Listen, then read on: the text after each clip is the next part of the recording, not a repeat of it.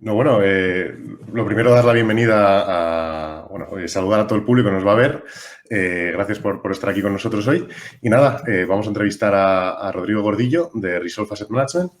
Y lo primero de todo, Rodrigo, cuéntanos qué es Resolve Asset Management y quién eres tú, cuál es tu función dentro de esta organización. Por supuesto.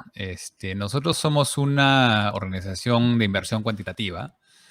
Toda la vida hemos hecho 100% decisiones sistemáticas. No elegimos acciones, elegimos asset classes, o sea, índices mundiales, más que nada en el área de futuros, en el mercado de futuros. Entonces eso significa tomar decisiones entre todos los índices de equities mundiales, de bonos, de commodities, todo el complejo de commodities que te puedes imaginar. Entonces, alrededor de entre 70 y 100 diferentes mercados en los cuales puedes ir eh, long o short, ¿no? Y ojo que nuestra organización todo lo hemos armado en Canadá, en inglés, entonces muchas de las palabras técnicas va a ser puro Spanglish hoy día. Bueno, si veo que conozco la traducción literal de la gente que Por utiliza favor, aquí, la me vas a ir utilizo. ayudando. Pero vamos, long short Long es short. conocido, es conocido. ¿Y cuáles Y son de tus... hecho, tenemos dos áreas, o sea, de qué nos encargamos y qué nos especializamos. Tenemos dos partes. La parte primera es cómo crear un portafolio con alta diversificación mundial, relativamente pasiva. Lo que nosotros usamos es risk parity, podemos hablar de eso. Y después, cuando ya tenemos ese portafolio mundial long only, qué podemos agregar con el long short y tratar de usar estadísticas, factores, machine learning para poder predecir dónde pueden estar moviéndose las diferentes acciones de los diferentes mercados de una manera que podemos agregar valor encima del portafolio beta, ¿no? Y esas son las dos partes que nos encargamos. Y dentro de la organización, ¿cuál es tu función exactamente?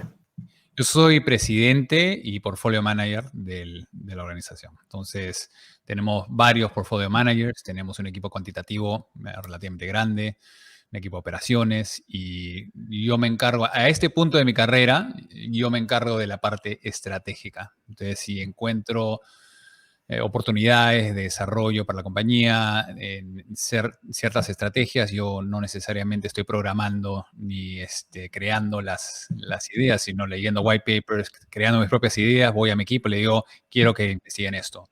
Y semanalmente hablamos de los proyectos y si es que se puede implementar, cómo lo vamos a implementar.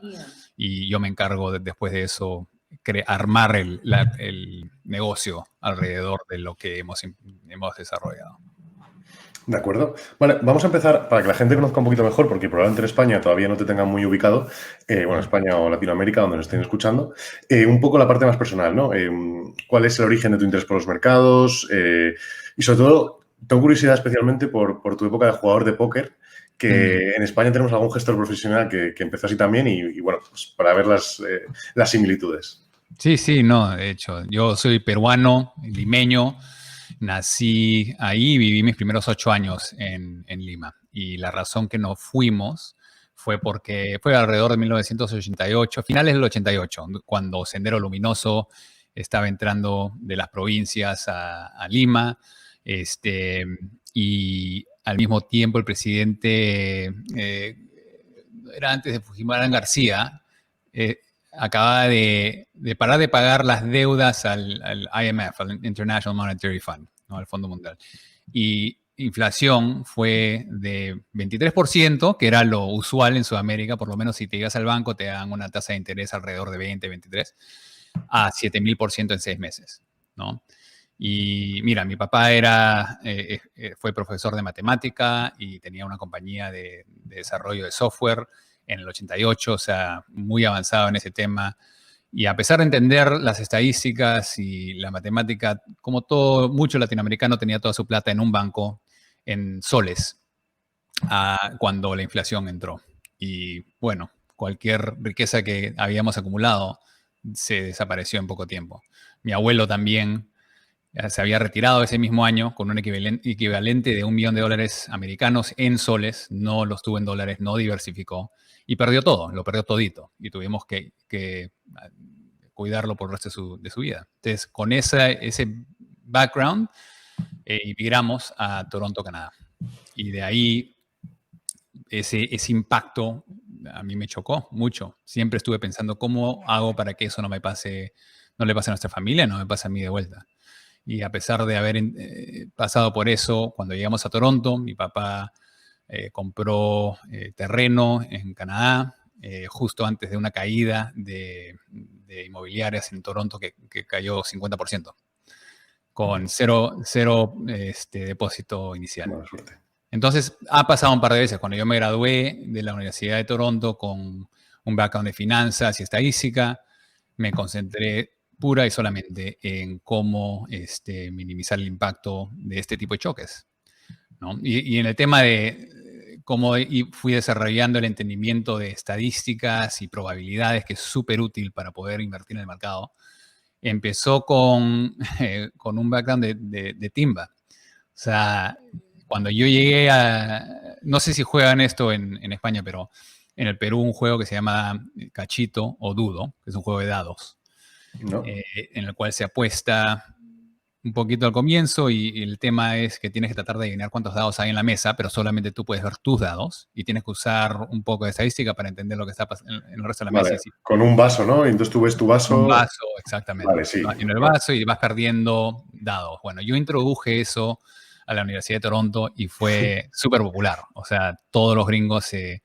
afanaron y empezamos a jugar todos los días afuera, docenas de personas todos los días. Y bueno, eso fue porque de joven jugábamos eso. Mis papás me enseñaron, mis hermanos mayores me enseñaron.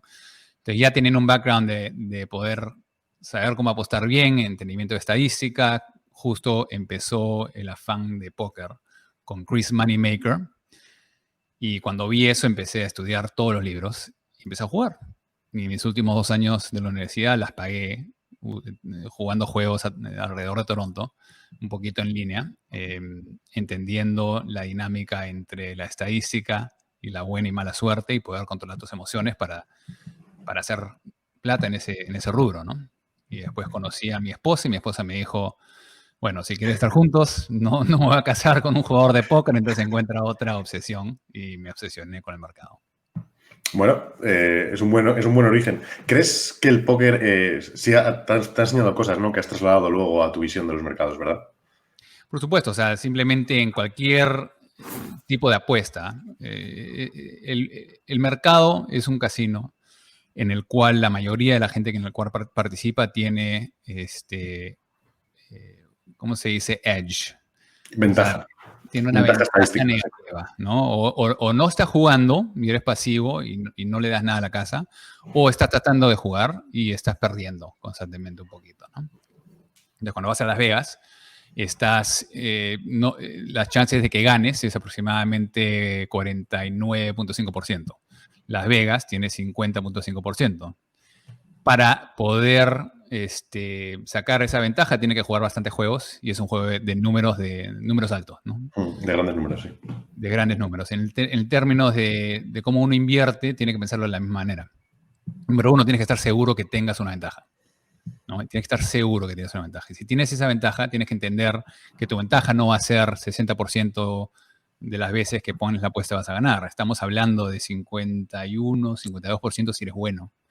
Y si solamente tienes una estrategia, hay una gran chance de que te toque la moneda cabeza y lo pierdas todo. Entonces, tienes que manejar tu dinero correctamente, ¿no? ¿Cuánto quieres apostar en cualquier momento? Y después tienes que manejar tus emociones. Si tienes la estadística y tienes fe en tu ventaja, tienes que asegurarte que vas a poder mantener esa misma apuesta constantemente para poder ver los frutos de tu labor, ¿no? Entonces, todo eso se transfiere a finanzas e inversiones. Todo lo que tenga que ver con números e inversión y dinero, es importante entender la parte emocional. Yo creo que póker es la parte técnica y yo conozco a mucha gente que es súper técnica, entiende las ventajas, entiende lo que puede hacer, pero siempre termina perdiendo dinero porque no puede mantenerse emocionalmente en el juego. Es verdad que, y esto no estaba por parte de las preguntas, pero es una realidad que yo sí me he encontrado, que parece muchas veces que cuando hablamos de inversión cuantitativa estamos desterrando completamente la parte emocional. Y no es cierto. Aún hay una gran parte emocional detrás que hay que saber manejar. Por supuesto, y es la parte emocional. Si tú eres un individual que ha encontrado ciertas reglas que tienen probabilidad de funcionar, uno no sabe lo que es difícil, qué difícil es seguir apretando ese botón de apuesta, apuesta, apuesta. Es súper difícil, ¿no? Es como dice Mike Tyson, todo el mundo tiene un plan hasta que te tiran un puñete en la cara. Y ahí todo se va al diablo, ¿no? Entonces es importante, yo creo que la idea de sistematizar es importante entender que son dos partes. Número uno es encontrar, usando números, ciertas tendencias de mercados en los cuales uno puede explotar y que tenga una ventaja. Pero igual de importante es el poder sistemáticamente seguir poniendo esa apuesta en el mercado sin emoción. Y para mí esa es la parte más difícil. Y si tienes clientes, es más difícil aún, porque no solamente tienes que controlarte tú, sino tienes que controlar a tus clientes y seguir educándolos. Efectivamente. Vale, antes de entrar en todos los temas más específicos de rebalanceo, diversificación y demás, así como un snapshot, ¿no? Una visión, ¿cuáles son los principales productos y áreas de investigación que tenéis ahí en Resolve? Sí, mira, como dije en el comienzo, básicamente se divide en dos partes, ¿no? Y ha sido una serie de, una evolución llegar al punto en el cual estamos, ¿no? Pero es importante entender que cuando uno quiere empezar a invertir, tienes que empezar con la idea lo que llamamos el Do No Harm Portfolio, ¿no? The Hippocratic Oath que toman los doctores, ¿no? ¿Cómo se dice oath en castellano? El juramento hipocrático. El juramento hipocrático, que si no puedes mejorar la situación, no la toques, ¿no? Eso es. Entonces empezamos con esa parte. ¿Cómo creamos un portafolio long only mundial en el cual realmente tengas, no estés tomando una decisión activa, sino estés creando un balance entre las diferentes posibilidades de mercados? Entonces, ese portafolio es una parte que nos hemos concentrado mucho en el pasado. Y eso son encontrar acciones mundiales o índices mundiales en el cual reaccionan de diferente manera dependiendo del impacto de inflación, si es positivo o negativo, de crecimiento, si es positivo o negativo, y de liquidez, si es positivo o negativo. Entonces, entendiendo esas tres dinámicas, entendiendo que cada una de esas dinámicas afecta a diferentes que los bonos, diferentes que los commodities y diferentes commodities, puedes empezar a crear un portafolio en el cual ninguno de las acciones te va a afectar negativamente tanto que te vas a dar por vencido, ¿no? Y no es tratar de predecir si es que va a haber inflación o va a haber crecimiento o va a haber un liquidity shock, sino de crear un portafolio que es de preparación primero y nada de predicción. Y ese portfolio es una cuestión de incluir acciones fuera de tu país y inversiones fuera de tu país, una diversificación mundial, y de ahí encontrar el balance y asegurarnos que los índices que son más volátiles deberían tener menos peso y las acciones que son menos volátiles tendrían que ser más peso para encontrar un buen balance de volatilidad, ¿no? Entonces, ese es parte número uno de los productos que hemos creado hace años y es una versión que se llama Risk Parity, que es un poquito más activo, que constantemente está tratando de hacer un update, o sea, ajustar los pesos de las acciones dependiendo de la volatilidad y la correlación entre esas acciones que van cambiando sobre el tiempo. Entonces, esa es una parte del negocio. Y la otra parte del negocio es tratar de eliminar beta completamente, o sea, saber qué es de una acción que se está moviendo porque es un movimiento de beta del mercado en sí, y qué porcentaje es errores que están cometiendo individuales. Y esos errores son relativamente humanos y son de parámetros como gente que ha escuchado de momentum, trend, volatility, carry, seasonality, skewness. O sea, hay varias cosas que puedes empezar a encontrar una cierta tendencia y de ahí eliminar la parte beta y solamente estar long o short, dependiendo de si esas tendencias están suficientemente fuertes para poder implementar o meter plata en el mercado, ¿no? Y ahí tienes una cosa que tiene cero correlación con Risperity y son un buen complemento, ¿no? Entonces tenemos productos de Risperity, tenemos productos que son 100% alfa, que hacen, y después tenemos productos públicos que son la mezcla de los dos. Entonces tenemos un Exchange Traded Fund en Canadá que tiene 1/3 Risperity y 2/3 alfa, y también tiene un Tail Protection Overlay, que eso podremos hablar de eso, pero es básicamente cuando el mercado cae, cuando liquidez se va negativo, tenemos algo que nos va a pagar. Y en Estados Unidos tenemos un fondo mutuo que también tiene esa mezcla. Y pues tenemos hedge funds con solamente alfa y tenemos separately managed accounts, o sea, cuentas separadas donde implementamos Risperity. Solamente por si alguien se ha perdido por el camino, cuando se refiere a seasonality, está hablando de estacionalidad, factor basado en estacionalidades, y skewness viene a ser que la distribución de los retornos esté más orientada hacia un lado de la gráfica que al otro. Y bueno, el tilt protection, protección de las colas, eventos raros, grandes caídas, COVID y cosas de ese estilo. Sí, bueno, sí te he entendido bien, claro. Vale. Exacto. Pues si quieres, y ya tras este resumen de los activos a que os estáis dedicando, vamos a empezar a hablar de temas concretos. He intentado recoger todas las preguntas que me habéis pasado por Twitter, hay bastantes, e intentar agruparlas en diferentes bloques para no dejarme ninguna. En cualquier caso, si me deja alguna, lo siento, y por Twitter seguro que la responderemos más adelante. Vale, pues el primer bloque que he preparado es el tema del rebalanceo.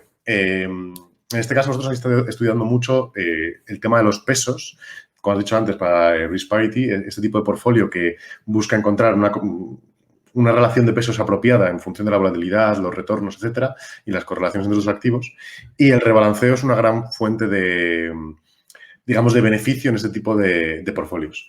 Entonces, bueno, ¿podríais contarnos brevemente, para quien todavía no ha podido leer vuestros estudios, qué tipo de estudios tenéis y qué conclusiones sacáis de los análisis de la ventaja de rebalancear el portfolio, con qué frecuencia y demás? Sí, ese es un tema que para mí me parece, para alguien que está tratando de entender la ventaja de diversificación, porque el tema es, en este mundo, es todo el mundo quiere tratar de tiene que tratar de predecir lo que va a pasar en el futuro y piensa que el único valor que alguien en el mercado puede dar es si es que sabes lo que va a pasar en oro, en equities, etc. Y la realidad es que tenemos que dar un paso mucho antes, en el cual es entender las propiedades estadísticas de lo que pasa cuando pones acciones que se mueven de diferentes maneras, en poca correlación, y que tengan volatilidad. Y si hacen un rebalanceo continuo, qué tipo de premium puedes adquirir simplemente porque son activos descorrelacionados. Eso es. ¿Ya? Entonces, el último papel que escribimos, o sea, esta es una serie que hicimos primero sobre Risperity y diferentes maneras de optimizar para Risperity y cómo elegir. El último papel que hemos escrito es sobre este tema del premium de rebalanceo, ¿no? Entonces, estamos hablando, yo originalmente escribí un artículo hace 10 años, creo, sobre el tema de Shannon's Demon, ¿ya? Y Shannon's Demon era básicamente la idea de Claude Shannon, que es un matemático muy bien reconocido. Habló sobre dos acciones que tienen cero correlación, y si rebalanceas entre esas dos acciones, las dos acciones están cayendo, o sea, no están teniendo un retorno positivo, pero si rebalanceas entre ellas, puedes adquirir un portafolio que tiene una tendencia positiva, ¿no? O sea, eso no tiene nada que ver con la compañía, qué están haciendo, si esperamos que sea positivo o negativo. Lo único que sabemos, y tenemos una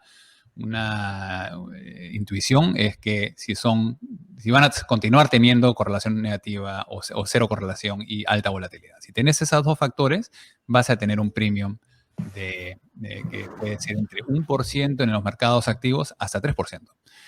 Yo sé que mucha gente que está escuchando hoy día habla del portafolio permanente. Luego vamos a meterle, pero sí, por favor. Pero la idea es que hasta si empezamos el white paper hablando de algo simple como oro, equities y bonos. Y si rebalanceas mensualmente, diariamente, semanalmente, mensualmente, cada quarter, cada año. Entonces acá les voy a mostrar, voy a tratar de mostrarles mi pantalla para que vean uno de los... Un segundito. Empecemos de nuevo. Ya. Entonces lo que vemos acá es un gráfico en el cual si tienes 3 apuestas, y en lo que estamos viendo acá es lo que pasa si es que tienes un retorno de 0% en el portafolio si es que no haces rebalanceo, en azul. En amarillo, si es que en promedio tienes un retorno de 3% sin rebalanceo y 6% con un retorno de 6% si es que no haces rebalanceo. Y después lo que logras, dependiendo de rebalancing premium, si es que tienes 3 apuestas. Entonces acá abajo vemos 3, 5, 7, 9, 11, 13. Entonces, básicamente el portfolio permanente tiene aproximadamente 3 apuestas en promedio. Si estás rebalanceando entre esas 3 apuestas y tienes 0 retorno, igual vas a poder adquirir un premium de rebalancing de aproximadamente 0.8%. ¿Ya? Si encuentras 13 diferentes retornos que son idiosincráticos, ves que puedes adquirir entre 2% a 3% si es que tiene expectativas positivas o expectativas de 0. Entonces, simplemente con el rebalanceo podemos lograr un retorno, ¿no? Y mucho de lo que está pasando hoy en día es el tema de que bonos están retornando negativo, equities están súper sobrevaluados, commodities no sabemos si es que tienen un premium o no. Entonces, ¿qué puede hacer un inversionista? Una persona tratando de invertir, pensamos que lo único que nos queda es tratar de predecir, y la realidad es que lo primero que el lowest hanging fruit, o sea, lo más fácil de adquirir, es diversificar tu portfolio y rebalancear de diferentes maneras para poder adquirir ese rebalancing premium. Aquí voy a lanzarte una pregunta que viene perfecta al caso de Rafa Ortega, que es de hecho uno de los gestores de una cartera permanente aquí en España, que quería preguntarte si tú consideras el portfolio optimization, que es este tipo de estudio, un sistema mucho más reactivo o predictivo. Yo por lo que estoy entendiendo es que es absolutamente reactivo. Mira, es que es un poco de los dos. Vale. Porque hay parte de predicción en todo lo que hacemos. ¿Qué es la parte de predicción? En cierto sentido, tenemos que tener confianza de que oro tiene ciertas necesidades humanas en las cuales va a continuar actuando de cierta manera en el futuro, dado a impactos de inflación o de crecimiento. Y eso tenemos que tener en cuenta que de repente no es así. Ahora, yo estoy en el campo de que los seres humanos tenemos ciertas tendencias y vamos a continuar.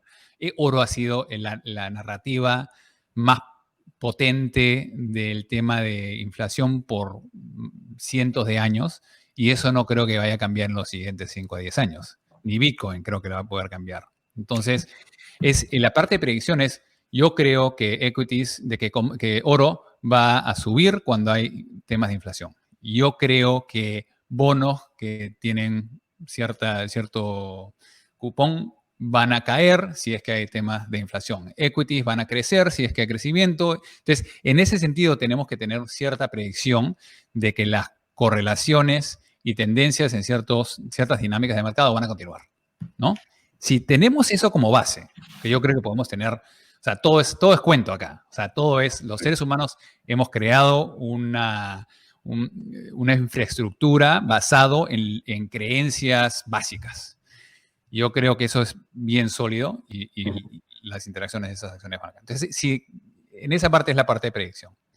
Pero de ahí, cuando ya tienes esa base, es cuestión del random walk, ¿no? Originalmente el random walk era la idea de que la mejor predicción del precio de mañana es el precio de hoy. En el tema de volatilidad es lo mismo. Es más, hemos hecho estudios que demuestran que la predicción de volatilidad de una acción hoy tiene una correlación de 0.77% para mañana. Entonces, es súper estable ese tipo el poder predecir volatilidad y correlación siempre y cuando estás actualizando tus números, ¿no?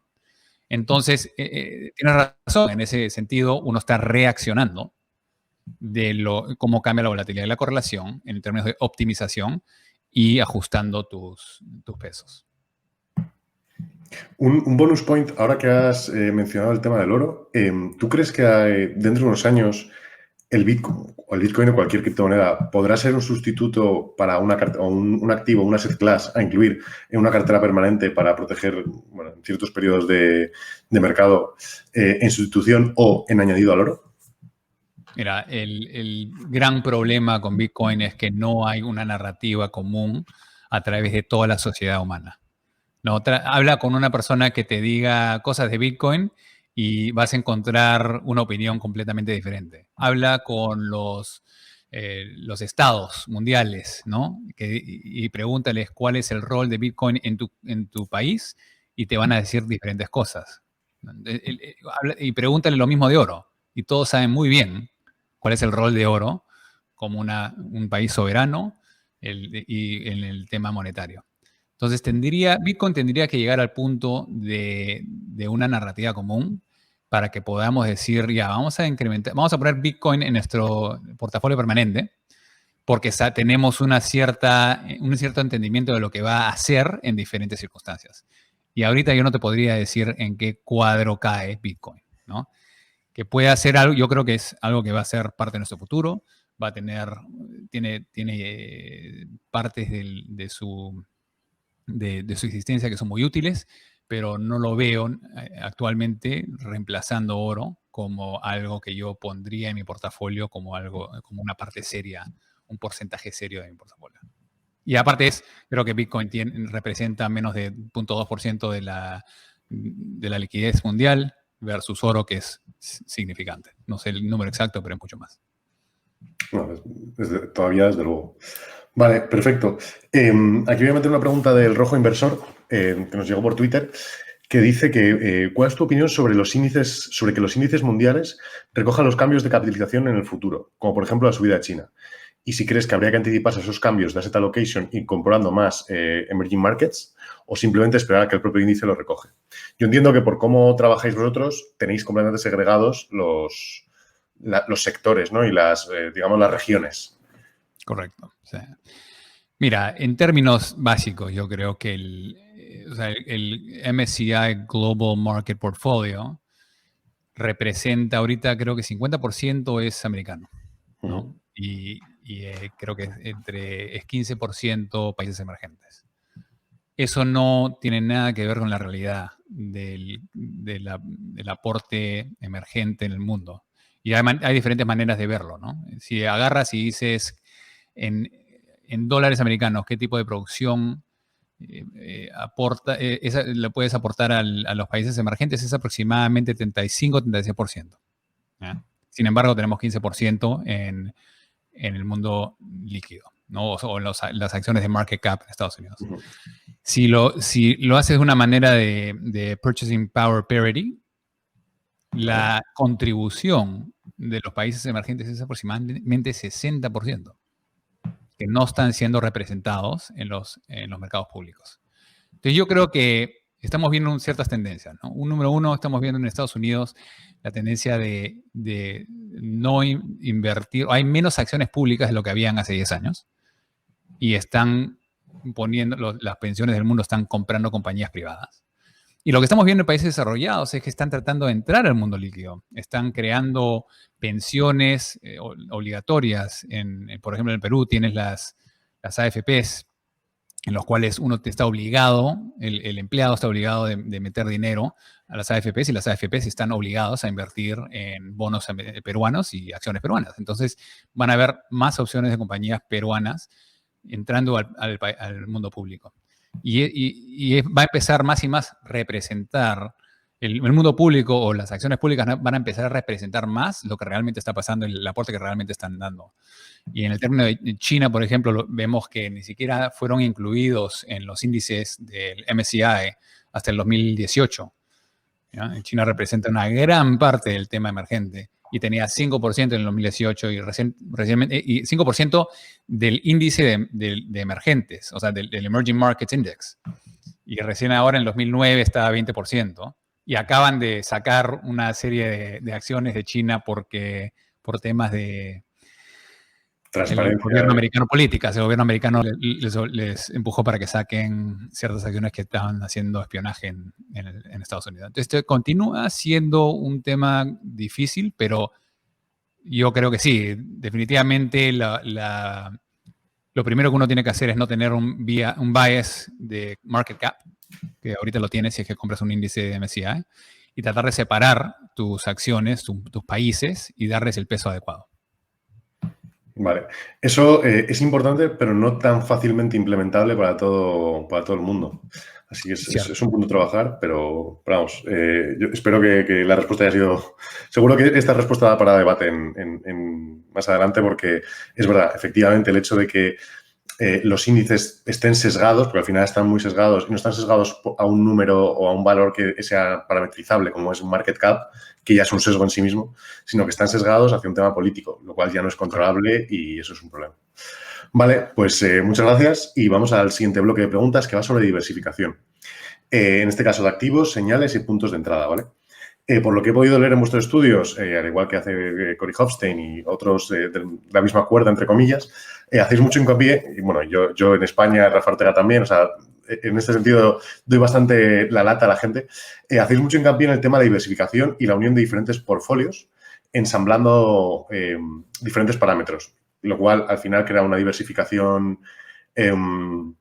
pues como hablamos antes de los asset classes, pero en este caso de diferentes tipos de sistema con diferentes parámetros, lo cual mejora el resultado global. ¿Podríais explicarlo, cómo lo explicaréis vosotros en Resolve de una forma simple para que la gente lo entienda? Y si quieres enseñar algún paper de nuevo. Tengo un ejemplo y después te muestro unas acciones. Nosotros estamos, hablemos del, hace año y medio creo que fue, por primera vez la humanidad pudo captar la imagen de un black hole. ¿Cómo se dice black hole en castellano? Agujero negro, tal cual. Agujero negro, ya. Y si lees el artículo original, dice Event Horizon Telescope captures first image of black hole, ¿no? Entonces, terminas de leer y dices, ay, chévere, hay un telescopio que estuvo tratando de captar una señal y lo captó. Y de esa manera es como la gran mayoría de gente, por ejemplo, en el mundo de factores, lo piensa, ¿ya? En 1991, Fama French, un par de académicos tratando de demostrar que value investing es algo real, encontraron acceso a una base de datos, dijeron, creo que el book to price, o sea, no sé si quieres traducir book to price. Pero no, price to book se entiende aquí. Es algo, un parámetro decente para ver si es que algo está devaluado o sobrevaluado. Y vamos a usar esto para ver si es que elegimos compañías dado eso, si hay una diferencia estadística en el portafolio equal weight versus este parámetro. Y efectivamente encontraron un p-value bien alto y demostraron, como un buen científico, que esto es algo real, de que no es pura chance de que hemos encontrado algo, ¿no? Entonces, ¿qué pasa ahí? Una compañía grande agarra y dice, he leído este white paper, voy a replicar esto de price to book. Empezaron a implementarlo y le fue muy bien y por muchos años le fue muy mal y por muchos años le fue muy bien y por muchos años le fue muy mal, ¿no? Y lo llamaron ese parámetro value. Esa es una manera de ver value, ¿no? Desafortunadamente, cuando regresemos al agujero negro, cuando el Event Horizon Telescope no es un telescopio, son cientos de telescopios a través de 8 diferentes partes del mundo.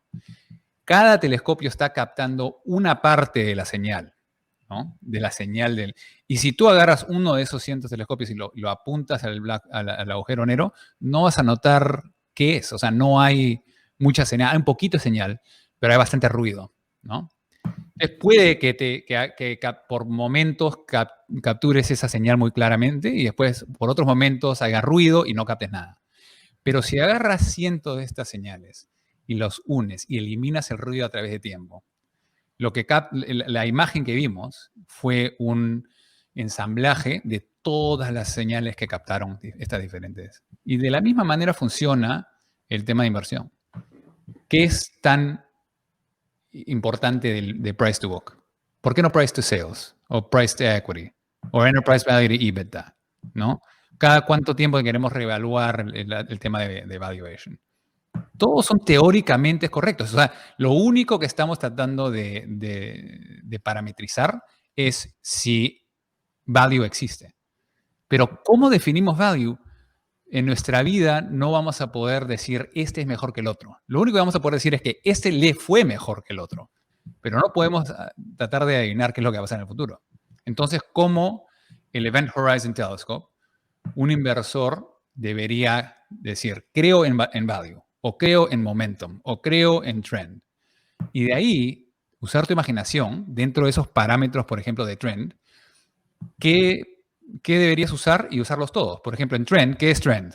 El factor publicado es el promedio de 100 días y si el índice que quieres invertir está encima del promedio de 100 días, de los últimos 100 días, lo compras y está debajo, haces un short, lo vendes, ¿no? Ok, ¿y por qué 100 días? ¿Por qué no 200 días? O 202.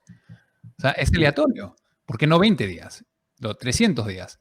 Lo que notamos a través de 100 años es que cada uno de esos tiene el mismo Sharpe ratio. O sea, retorno dividido por retorno real dividido por volatilidad.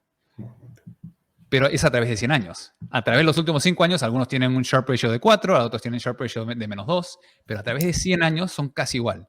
Y si eso es verdad, lo que queremos hacer es maximizar las chances de que no vamos a tener mala suerte en los siguientes 3 años, que es como todo el mundo te juzga en este mundo, ¿no? Entonces, ¿cómo minimizas la chance de que tu parámetro que elegiste de 155 días, que hiciste un backtest y te dio el mejor resultado en los últimos 9 años versus cualquier otro, no sea el peor parámetro en el futuro? Entonces, usas entre 20 días y 300 días. Y uno de los papeles que escribimos básicamente al mismo tiempo que Corey Hofstein escribió el suyo, fue un estudio sobre momentum, en el cual básicamente hicimos 324 diferentes especificaciones, asumiendo un mes a 18 meses, o sea, si está encima de un mes o debajo de un mes, moving average, el promedio, o hasta 18 meses, de multimercado, porque acá creo que estamos tratando de elegir entre el mercado americano y el mercado internacional, y de acá estamos usando cruces de los promedios. O sea, si el promedio de 2 meses cruza el de 5 meses, si el promedio de 5 meses cruza el de 10 meses. Ahí terminaron siendo como 1.200 diferentes maneras de definir qué es trend. Y la cuestión es, ¿cuál es el resultado final? El resultado es que tenemos una gran variedad de resultados, ¿no? Acá puedes ver, en rojo está el que está en el porcentil 95 y en amarillo está el de 5%.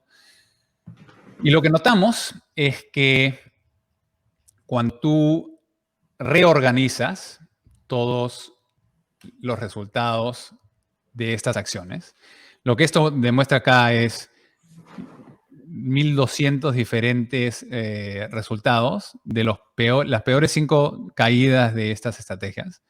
Entonces acá hemos reordenado para que esté de peor a mejor. Y el promedio es una caída de 17%, pero si usas todos al mismo tiempo, el promedio del ensamblaje tiene una de las caídas más bajas, está en el porcentil 99, ¿no? Entonces no tienes que tratar de adivinar cuál de los parámetros es mejor para asegurarnos de que vamos a tener como portafolio de portafolios una caída de estrategia de las más bajas. Lo mismo en el odds ratio, ¿no? Vemos que estamos sin tener que elegir cuál de estos parámetros va a ser mejor en el futuro. El usarlos todos nos da más estabilidad y tenemos un odds ratio de los más altos. Y lo mismo para Sharpe ratio, en el documento lo mostramos. Entonces, el punto de todo esto es que tenemos que atacar este mundo de diversión con humildad. Es más importante estar, lo que decimos broadly correct, o sea, generalmente correcto, que específicamente equivocado. Eso es. Vamos, es que la gente piensa que, pues claro, cuando tú operas todos los sistemas o todos los parámetros, estás cogiendo el peor y estás diluyendo el mejor, ¿no? Y la sensación que te queda es como, joder, yo podría, o sea, yo sé que este es el mejor, este es el que mejor resultados me ha dado, ¿por qué no voy a apostar por este? Pues es que lo que estás haciendo es apostar por ese también y luego llevarte un beneficio que es que al operar todos, el ensamblaje es mejor que la media, que es un poco el objetivo final, no llevarte el peor y encima llevarte un poquito mejor que la media, que es algo muy positivo. Claro, porque si estás incluyendo cosas que tienen un Sharpe ratio negativo, también estás incluyendo estrategias que tienen un Sharpe ratio que son 4 o 5.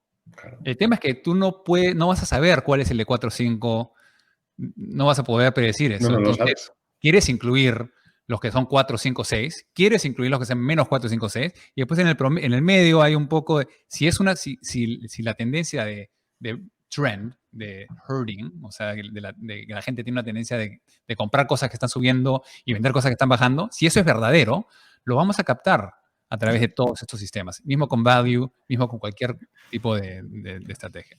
Y hace poco estuve leyendo, bueno, no tampoco, un artículo que hablaba del tema del value, sobre todo después de lo que ha ocurrido estos últimos años, ¿no? Que ha sido un factor, pues, un poco demacrado, ¿no? Ha fracasado un poquito, sobre todo en los parámetros clásicos. Y lo que decía el autor, si no me equivoco, era Mark Herstein de Portfolio 123, de Checking Analytics, bueno, tiene varias cosas, venía a decir algo así como, a ver, value consiste en comprar algo que está infravalorado respecto a lo que a lo que realmente vale, pues vale un poco o sea, el precio está por debajo. Que tú no seas capaz de entender estos dos puntos no significa que value no sea un factor que haya dejado de funcionar. O sea, comprar por debajo del precio real siempre es algo que va a funcionar y va a funcionar siempre y da igual. Lo que pasa es que tus parámetros a lo mejor no han sido capaces de detectar esa señal que decías tú antes en momentos determinados, pero realmente siempre es algo que va a estar ahí y nunca... O sea, si tú compras, en España decimos comprar duros a 4 pesetas, el duro era la moneda de 5 pesetas antigua, siempre es un buen negocio. O sea, el problema está en que a lo mejor no estás sabiendo evaluar la oportunidad. El problema es que mucha gente puede saber que dice 5 y estás comprándolo por 4, pero a la hora de hacer interacción, la mayoría del mundo lo ve como 4 por alguna razón, pero tú sabes muy bien lo que es. Claro. Y el tema es, mira, uno de los estudios que hicieron los de Factor Research, hablando de, creo que 4 diferentes maneras de ver value, ¿no? Price to book, price to sales, enterprise value to EBITDA y price to equity. Y demostraron que efectivamente, porque esa es en la época que todo el mundo está hablando que price to book está muerto, que la mejor manera de invertir ahora en value investing es a través de enterprise value to EBITDA. Y demostraron que en Estados Unidos, efectivamente, en los últimos 10 años, price to book estaba acá abajo versus el promedio. Igual estaba ganándole a un market cap, ¿ya? Pero era el peor de los peores. En Europa era lo mismo. Y la conclusión que uno llegaría es que sí, price to book ya fue. Pero cuando ves a Japón, price to book es el mejor. Y enterprise value to EBITDA es el peor. Entonces, ¿cuál es? Puede ser que en esta época uno en ciertos países sea mejor y el otro sea peor. Y Wes Gray en Alpha Architect también hizo el horse race, que agarró hace 5 años y dijo, estos son de mejor a peor en nuestro backtest, los diferentes parámetros de value. Y después, 5 años después, vieron qué tal le fue al mejor, al peor, y cambiaron de señal. Los peores fueron los mejores fueron los peores. No hay manera de saber, de hacer el factor timing de una manera simple, por lo menos, ¿no? Entonces, si eres un individual que está tratando le gusta value y puedes implementar diferentes maneras de implementarlo, hazlo. O sea, mientras más, mejor, ¿no? No tienes que hacerlo tan difícil como nosotros. O sea, nosotros podemos programar y es súper fácil agregar diferentes parámetros como hemos hecho. Eso nos tomó 2 minutos. Si es un individual, 5, 6, 7 diferentes maneras de ver el mismo problema es suficientemente útil, ¿no? Además de que tiene otra ventaja para mí, ya no solo es la diversificación y demás, sino que te permites quitarte errores del estilo de esta acción me entraría en value porque tiene este parámetro, pero realmente por los otros 6 no es. Entonces, bueno, pues a lo mejor te quitas como eso, las impurezas, entre comillas, de ciertos universos. Exactamente. Estás eliminando los potenciales errores, ¿no? ¿no? Eso es. Vale, bueno, creo que hemos respondido con todo este debate. Vamos a una pregunta de Martín que decía ¿Cuál es la postura acerca de tener consideradas varias estrategias de seguimiento de tendencia, pero solo operar a la que mejor lo haya hecho en cierto tiempo? Bueno, creo que la respuesta es clara. No hay que operar la mejor, hay que operarlas todas. Claro. Y lo que sí que nos comentaba también Rafa, es que si además de diversificar, por ejemplo, el tema de Momentum Trend, no solamente los parámetros en sí mismos, ¿no? Por ejemplo, los cruces de medias, sino el tipo de señal. Si vamos a utilizar medias simples, medias móviles, perdón, medias exponenciales, o cómo lo vamos a hacer. Ese tipo de diversificación también aporta valor, entiendo. Sí, mira, acá yo creo que un gráfico que he usado bastante va a ser útil acá. ¿Ya? Déjame sacarlo. Pero básicamente lo que estás haciendo es, tú quieres diversificar a través de todos esos parámetros. Y en este gráfico acá estoy demostrando lo que queremos hacer es minimizar data mining. ¿Ya? ¿Qué es data mining? Data mining es tratar de encontrar, si crees que humanos van a continuar cometiendo este error, el usar data para tratar de encontrar los mejores resultados de los últimos 10 años y asumir que ese parámetro que usaste el día 157 promedio va a ser el mejor en el futuro. No quieres hacer eso. Sabes que eso seguramente va a funcionar a través de 100 años, pero queremos minimizar las chances de lo que se llama sobreespecificación. Lo único que queremos, que realmente estamos haciendo data mining, es la idea de que los humanos van a comprar más de lo que deberían cuando está subiendo algo y vender más de lo que deberían cuando está vendiendo. Si creemos en eso, entonces de aquí es, ¿ya qué decisión vamos a tomar?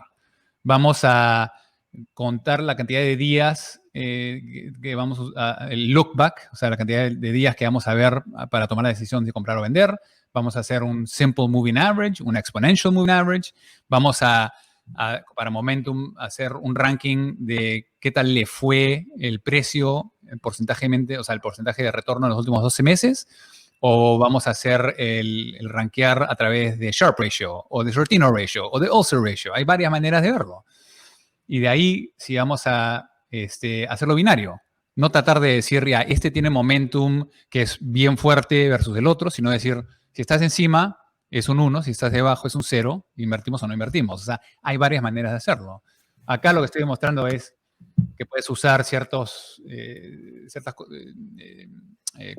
cosas estadísticas como boosting and bagging, que es algo como de machine learning, que agarras y dices, ya, voy a usar un ranking de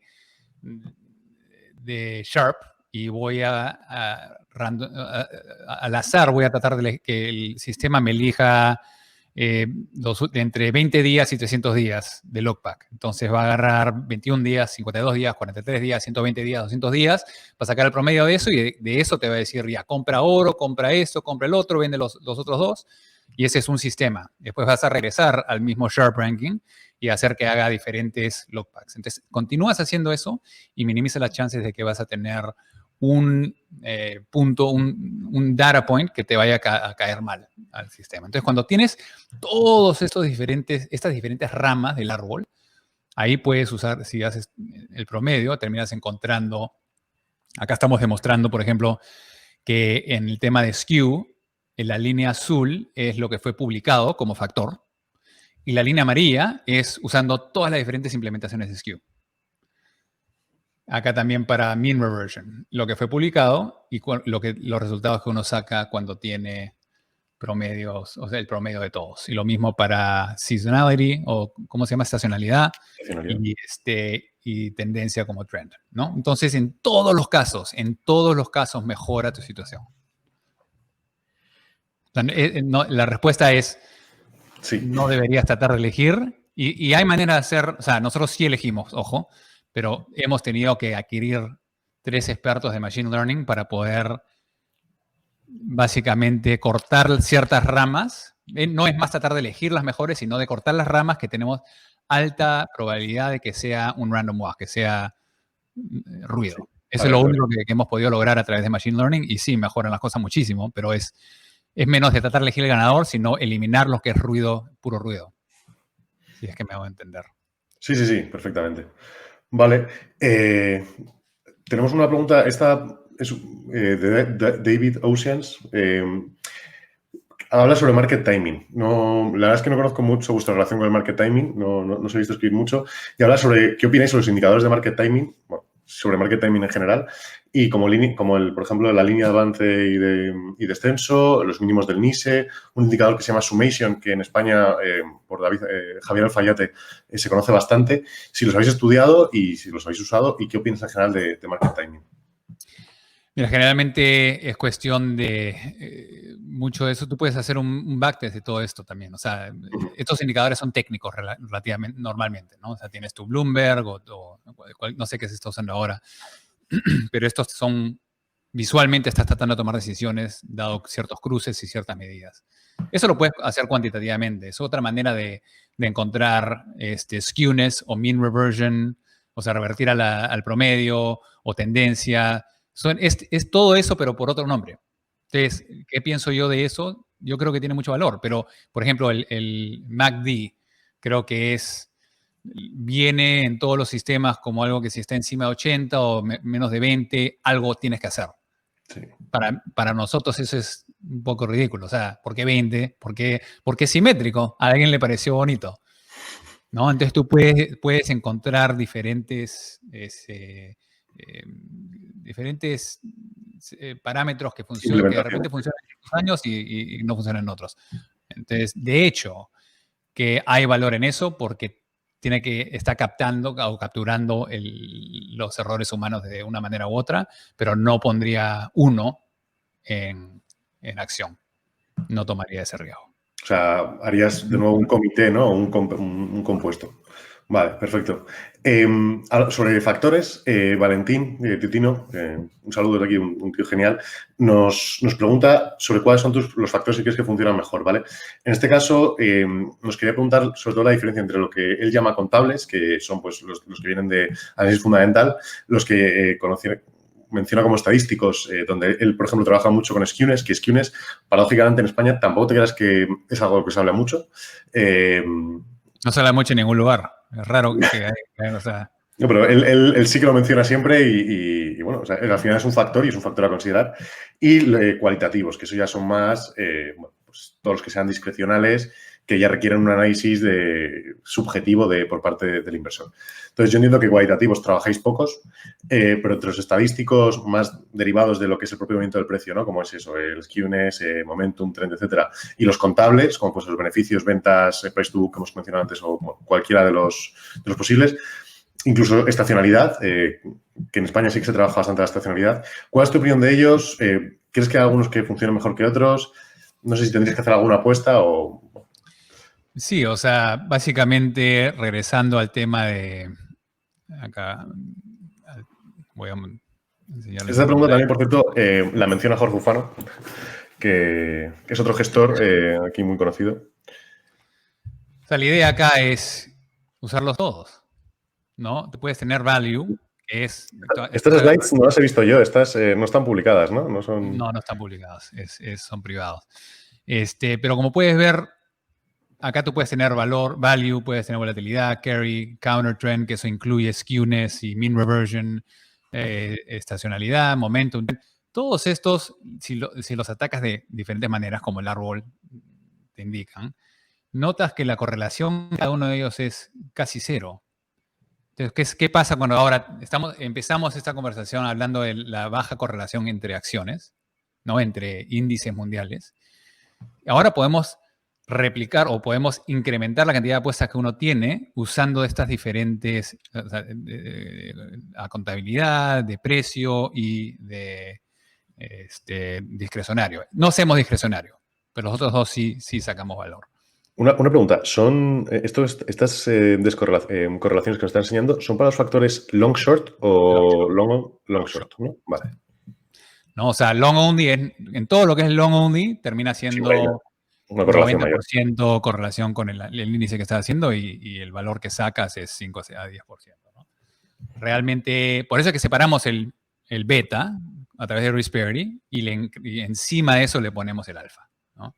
Vale. La idea acá es asegurarte de que, sí, o sea, la respuesta es sí. Si tienes una una señal que te funcione en términos de sectores ¿cómo se dice? Contabilidad, úsalos. Si tienes de temas de precio cuantitativos, úsalos. Y si tienes algo repetitivo, o sea, muchos de los hedge funds en este mundo son gente muy especializada que conoce un sector fundamentalmente, conoce a los 3 o 4 jugadores que impactan cierta parte pequeña de un sector de lo que sea. Si tienes algo ahí, úsalo. Nosotros no nos hemos enfocado en el tema de cualitativo.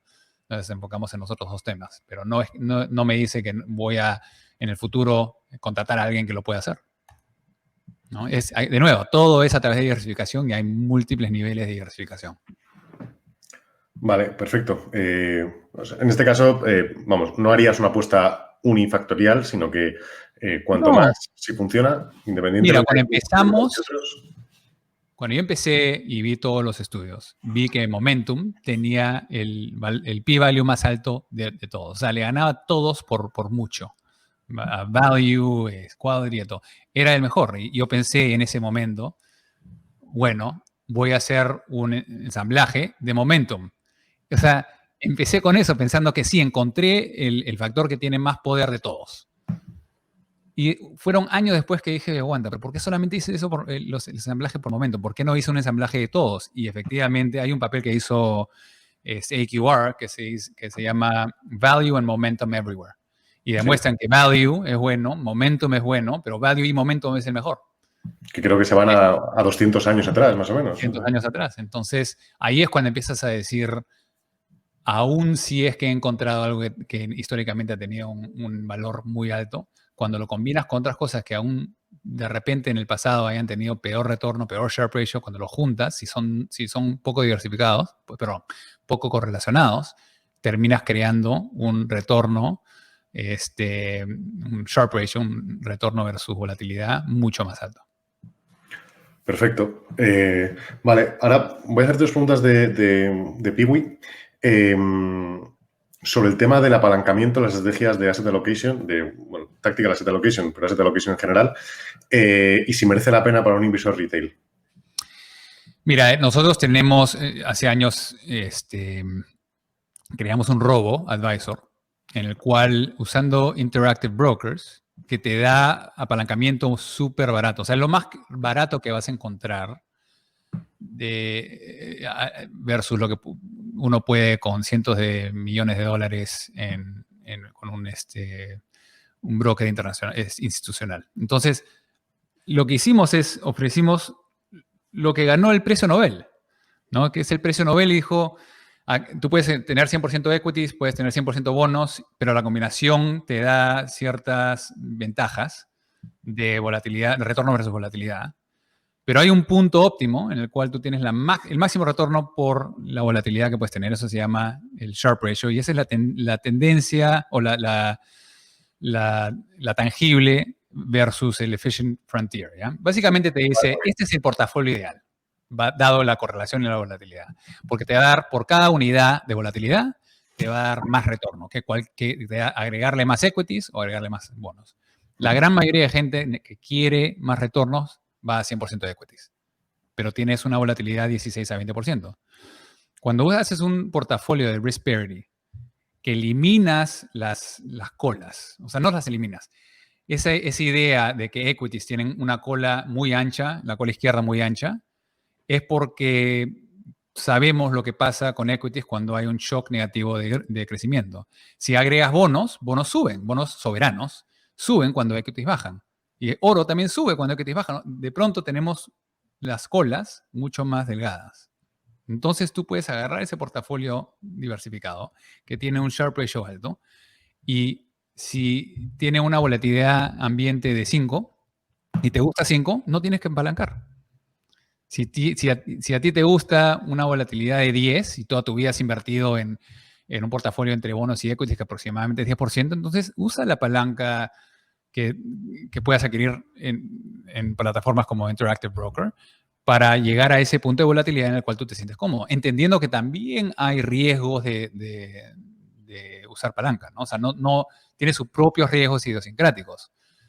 Pero la cuestión que tienes que preguntar es si vale la pena tomar ese riesgo para tener ese retorno al nivel de volatilidad que me siento cómodo. Y si 5% de volatilidad es muy alto para ti, entonces agregas cash, efectivo, ¿no? Más como el permanent portfolio, en el cual lo bajas a 3 y, bueno, estás tranquilo. O sea, en vez de tratar de adquirir más retornos por equities o adquirir más retornos por bonos, adquieres el portafolio ideal y usas palanca. Entonces, nosotros tenemos nuestro portafolio de Risperity a 6%, a 12%, y privadamente también tenemos a 16%, ¿no? Entonces, pick your poison. Elige Cada uno tu se veneno. mata como quiere, ¿no? En este caso. Sí. Pero Eh, sí, mira, lo único que estamos haciendo, mi punto es, estamos implementando lo que William Sharp ganó el premio Nobel. No es nada negativo. Es más, la razón que low volatility investing funciona es porque la gente no le gusta la palanca, entonces termina sobrecomprando acciones de alta volatilidad y abandonando acciones de poca volatilidad. Tú puedes hacer un buen negocio comprando acciones de poca volatilidad y usando un poquito de palanca para tener mejor retorno por unidad de volatilidad. Por algo existe. Genial. Vale, y hemos hablado mucho también sobre el tema de diversificación de portfolios, entradas y demás. Pero esto, claro, para un inversor retail, pues si eres un fondo institucional o lo que sea, pues tienes mucha más capacidad de implementación, costes más bajos. Para un inversor retail, ¿merece la pena? ¿Tienes algún estudio sobre el tema de cómo impactan los costes de la diversificación? Sí, no, de hecho que la razón que estamos haciendo lo que hacemos es porque tenemos la capacidad y tenemos, o sea, acceso institucional para tener los precios muy, muy bajos, ¿no? Entonces uno tiene que tomar en cuenta cuáles son sus costos de transacción cuando implementas algo así. Pero Corey Hossin ha hecho buenos estudios sobre lo que uno podría hacer a través de lo que llamamos la implementación de oruga. La oruga, o sea, va cambiando porcentajes de su portafolio a través del año. Entonces, en vez de hacer, digamos que quieres hacer, número uno, lo más básico es el portfolio permanente. Lo pones y te olvidas. El único tema que tengo con el portfolio permanente es que las volatilidades deberían estar un poquito más alineados, ¿no? Un poquito más para bonos y después en equities y oro un poquito menos, ¿no? Para tener más balance. Eso va a causar que tengas un Sharpe ratio más alto, pero de repente un retorno más bajo. Entonces, si quieres más retorno, vas a tener que usar palanca. El permanent portfolio no usa palanca. Entonces, ese ya es cuestión. Si quieres apalancamiento y puedes encontrar mejor balance, empieza a ir para ese lugar, ¿no? Y ahí lo único que haces es, cada mes, rebalanceas, ¿no? Es lo único que tienes que hacer. Si quieres hacer algo más, como creo que es muy popular Gary Antonacci, ¿no? Y muchos de los papeles que hicimos es a través de Momentum. Digamos que quieres implementar algo como el promedio de los últimos 2 meses si tu índice es encima o abajo. Bueno, ¿por qué solamente? O sea, lo que uno puede hacer es, en vez de tomar tu decisión una vez al mes y decidir si subir o no, puedes agarrar y hacer la oruga, que solamente haces trading de tu portafolio un doceavo a la vez, ¿no? Entonces y ese doceavo tiene un rebalanceo de una vez al mes, pero lo haces todos los días. Entonces todos los días haces un poquito de rebalanceo en vez de hacer todo tu rebalanceo a fin de mes. Entonces todos los días haces un poquito. El costo de transacciones vas a tener menos impacto al mercado y el costo de transacciones va a ser igual que si lo haces una vez al mes. Entonces hay maneras de tener más diversificación de estrategias, más diversificación de implementación sin incrementar tus costos, ¿no? Siempre y Entonces, cuando no tengas un coste fijo por transacción. Que yo claro. ahí, o sea, eso es un dato O importante. eso. Al final, yo creo que para un inversor retail tiene que llegar a una solución de compromiso en el cual diversificarlo todo al 100% es imposible para un retail. No puedes diversificar puntos de entrada a la vez que diversificas tipos de factores, a la vez que diversificas tipos de parámetros. O sea, son muchas cosas a diversificar. Es verdad que todos tienen un beneficio, pero todas las posibilidades son demasiadas para todos los días o todas las semanas tener que diversificar un porcentaje del portfolio de tal forma que al final cada semana, por mucho que digas, tienes que rebalancear 7 sistemas o 12 sistemas o 35 sistemas. Depende de cuántos parámetros hayas metido. Entonces, en mi caso, cuando yo hablo del tema y cuando yo lo implemento, lo que intento es diversificar, o sea, de cada semana, hacer una diversificación que diversifique en varios de los ejes a la vez. Entonces, pues tienes una cartera que tiene ya un punto de entrada en una semana concreto que ya está descorrelacionada de las otras entradas el resto de las semanas, que además utiliza unos parámetros diferentes a los del resto de las semanas y con unos factores diferentes a los restos de las semanas. De tal forma que más o menos puedes ir diversificando entre... No diversificas el 100% de todo, pero diversificas un poquito de todo en cada momento. Sí, exacto. Tienes que llegar a un punto porque, obviamente, si tienes un coste fijo por transacción, sí vas a tener un impacto. Si es solamente porcentual, no. Hay ciertas plataformas en Estados Unidos en las cuales te cobran un porcentaje anual y puedes hacer cualquier cantidad de trading que quieras. No sé si existe eso en España todavía, pero básicamente les das tus órdenes una vez al día y hacen trading a las 11 y a las 3:30. Y te dan un costo fijo, ¿no? Entonces yo calculo que en el futuro va a haber la opción. ¿Y qué porcentaje, qué coste anual tiene eso? No estoy seguro. Creo que la plataforma se llama...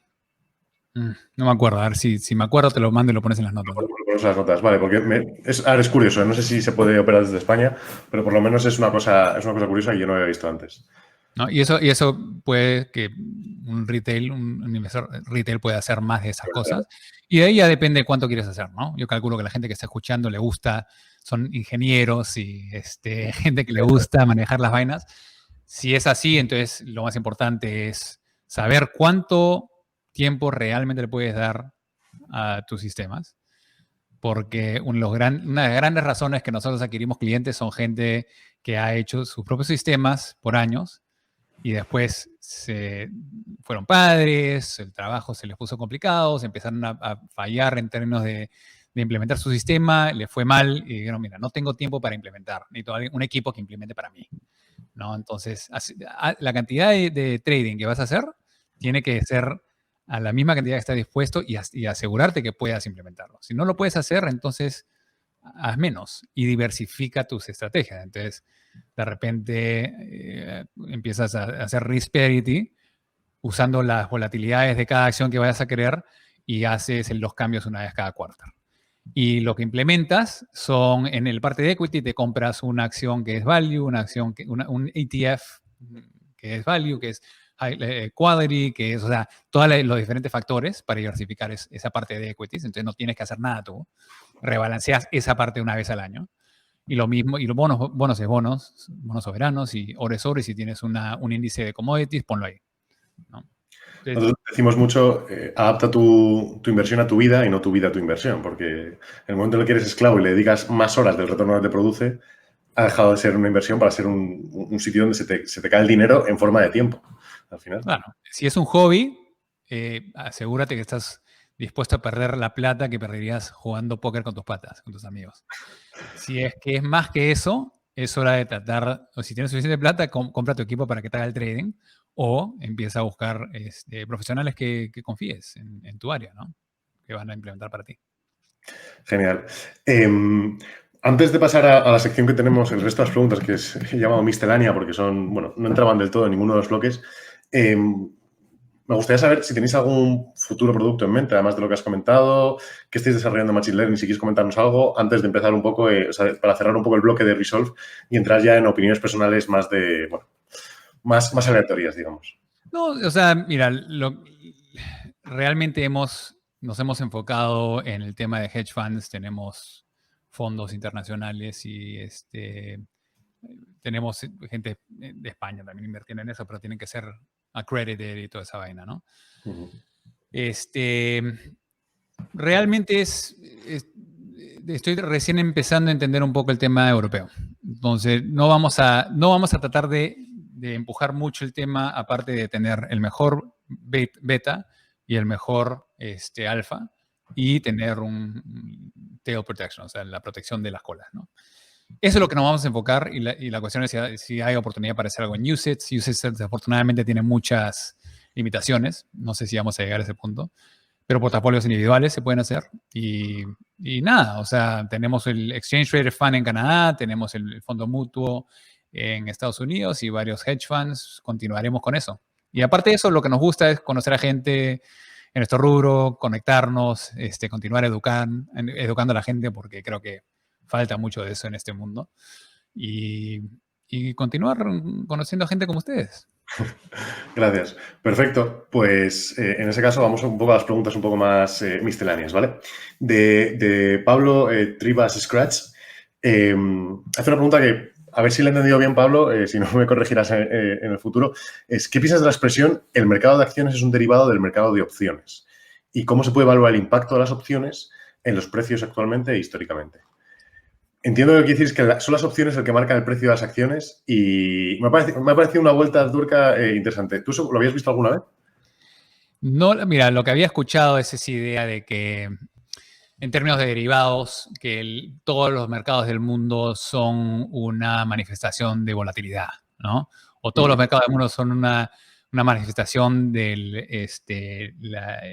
el marginal last trade, ¿no? Entonces, en cierto sentido, sí, estamos viendo, si lo ves de un tema de qué es lo que un índice o una acción ha hecho últimamente, cuál ha sido su volatilidad y cuáles son los parámetros que uno usa para los derivados de eso, podría decir que todos son derivados. O sea, no es alguien que está diciendo el precio del S&P 500 es esto porque yo he decidido, sino es la última persona que compró $5 del mercado estadounidense que ha marcado el precio de ese índice, ¿no? Entonces, todo es técnico. ¿Qué valores? No sé, todo es derivado de derivados de derivados. Nos podemos quedar horas hablando de lo que realmente es, lo que es la verdad objetiva y lo que es un derivado, ¿no? La esencia de lo que estamos haciendo. Me ha recordado un Es, poco es más filosófico que nada para mí. a The Big Short, cuando empiezan la película, la gran apuesta, cuando empiezan a hablar del CDS sintético, del CDS sintético, del CDS sintético. Bueno. Todo, Vale.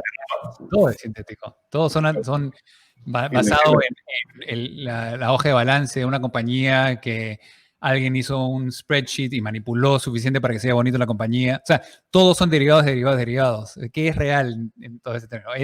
Al final, es la persona, la última persona que estuvo dispuesto a comprar y la persona que le vendió.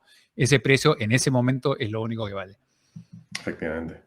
Vale, bueno, de Rafa Ortega, que ha preguntado de varias cosas, quería que nos contaras un poco cuál es el límite del buy and hold. Es verdad que en España hay una gran cultura de buy and hold.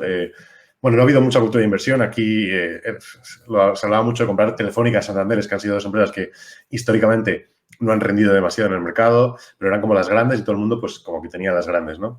El IBEX, que es un índice nuestro, no ha estado muy bien. Incluso los fondos value que ha habido nacionales no han terminado de cuajar en los últimos años. Y bueno, yo entiendo que la pregunta que nos hace Rafa es ¿cuál es el límite del buy and hold en términos de, incluso aunque cojas un portfolio de risk parity, hay un punto en el que ya está, este es el retorno máximo, ¿no? Con la volatilidad mínima que puedo obtener, el punto óptimo.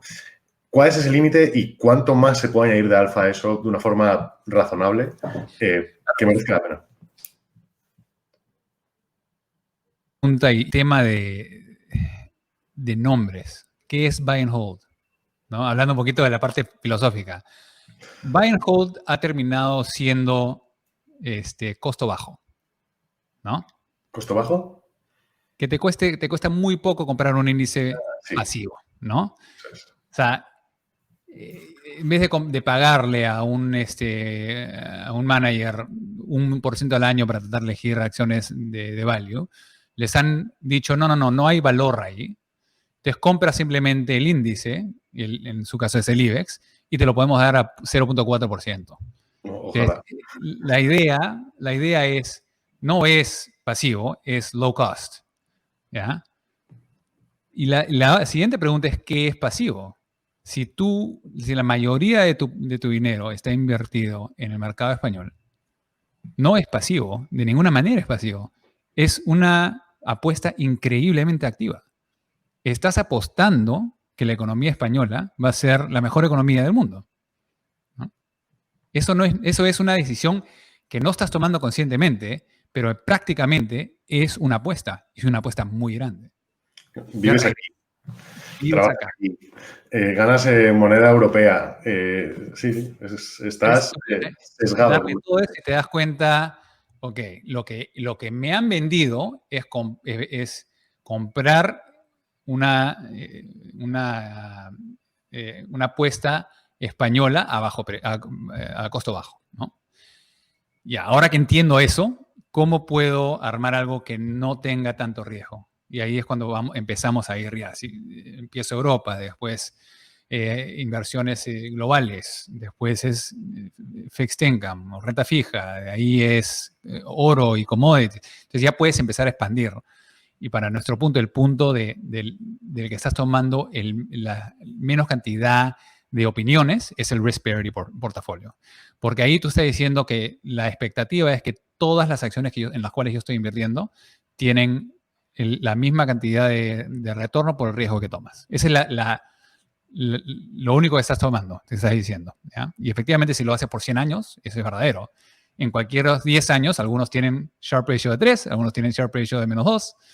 Y la cuestión es a largo plazo cuál es el que no estás tomando una opinión. Y ahí podríamos decir, ya, tienes una inversión pasiva en algo que es básicamente el portafolio que tiene menos apuestas. Ahí es passive investing. Y ahí puedes encontrar índices y exchange rate funds y fondos mutuos de bajo precio para esas diferentes, estos diferentes sectores, en el cual la mejor cosa que puedes hacer es mantenerte pasivo y olvidarte del tema. Desafortunadamente nunca te has olvidado del tema cuando el IBEX esté en menos 50% en 2 meses. De hecho, ha pasado hace poco. Una pregunta que lo acabo de pensar. Siempre que hablamos de risk parity, estamos hablando de, bueno, al final, retorno entre la volatilidad, ¿no? ¿Cuál es el look back periodo o de qué forma medís ese retorno y cuál es el periodo look back del que medís la volatilidad? Porque eso es otro factor que es importante. Al final, los portfolios de Markovich no funcionan precisamente por eso, porque a 5 años las cosas son muy distintas. Nuestro primer papel popular se llamó Adaptive Asset Allocation y lo primero la primera parte del subtítulo era GIGO, Garbage In, Garbage Out. Basura adentro, basura afuera, ¿no? El tema con Markowitz es que trató con los datos que tenía en ese momento, demostró que hay cierto balance que uno puede crear si es que las correlaciones y las volatilidades son X en promedio en los últimos X años entre bonos, equities, ¿no?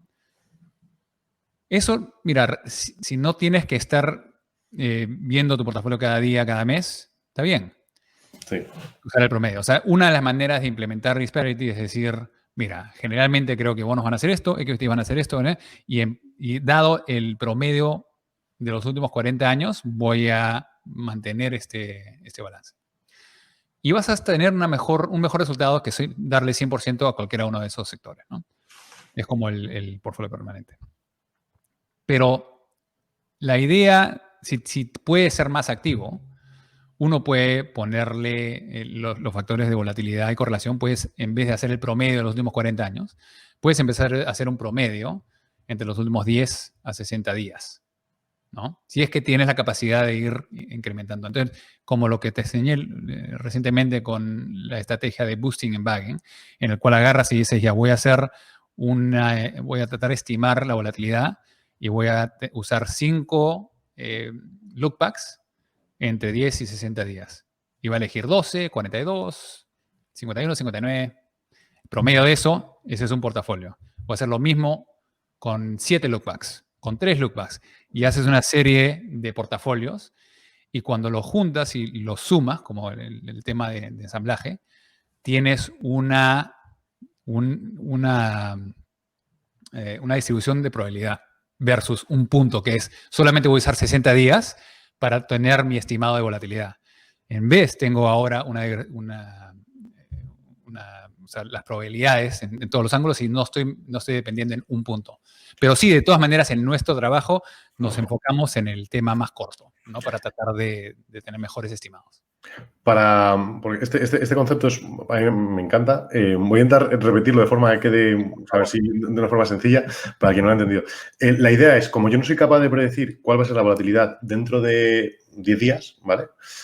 O mañana, o bueno, cuando lo quiera predecir, y lo que tengo son las volatilidades pasadas, yo me hago diferentes sistemas con las volatilidades pasadas. ¿Y cómo me lo hago?